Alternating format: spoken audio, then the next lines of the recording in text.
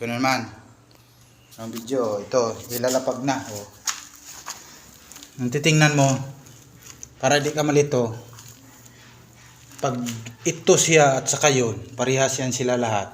Ibig sabihin niya, yung araw niya, parehas yun na pag ganun. Kung pag ganun ang araw, pag ganun.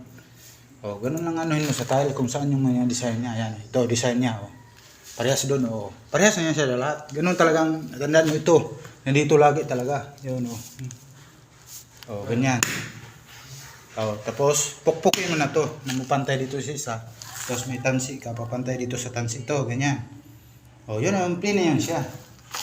Unahin mo dito, doon. Tapos, isunod mo tong dito. Kaya pagkatapos doon, hindi mo na kailangan ng tansi. Papantay na siya ng papantay. Pag ganun ka na ng pag ganun. Oh. Ganito eh. Lagay ka na naman dyan. Yan, patungo doon. Tapos dito ka na naman, kaya mayroon dito. Ganun mag-tiles, hindi pwede yung tiles sa lubong mo. Tiles ka dito, tapos doon ka na naman, sasalubong ka dito. Ganyan. Doon ka mag-umpisa sa salubong dito. Hindi pwede. Kailangan dito ka mag-umpisa, dito na naman, pag ganun. Pag matapos doon, pwede ka doon mag-umpisa, pag ganun dito. Ganyan, doon ka mag-umpisa, pag ganun. Basta wala dito, ganito. Sa sala yan mga lods, kay 0-0 yung ano ng tiles.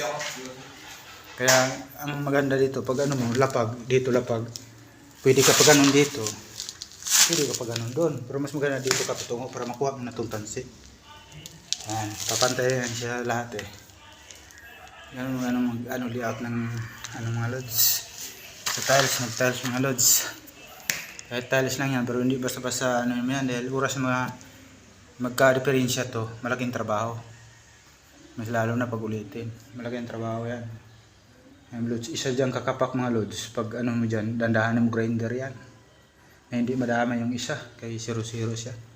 Kailangan pag 0-0, sureball yung pagtatiles mo. Para, pag di ka mag-ulit na doon, uulit ka doon, kukupas na lang yung ano ng kuhan. O kusang umangat yung tile ba yan. Ayan, yan. Kaya may tiles na umangat talaga pag matagal na. May tiles din na hindi siya magbago. Yan mga lods. Okay ba mga lods? Yan ang ano ko sa kuhan. Yan ang ano ko sa mga pagtatiles ko mga lods. No? Kumukuha din ako idea sa mga tile setter na magagagaling. Tinitingnan ko kung maganda ba talaga. Makikita mo naman kung maganda ang gawa. Pati iba, yun ang gagayahin mo. Dati ganun din ako eh. Kaya nga hanggang ngayon, marunong na ako mag-ano. Ganyan ang lagi kong paraan. Hindi yung barabarahin mo paggawa. Hindi kawawa naman yung mayari. Mga lods, yun na mga lods. Salamat.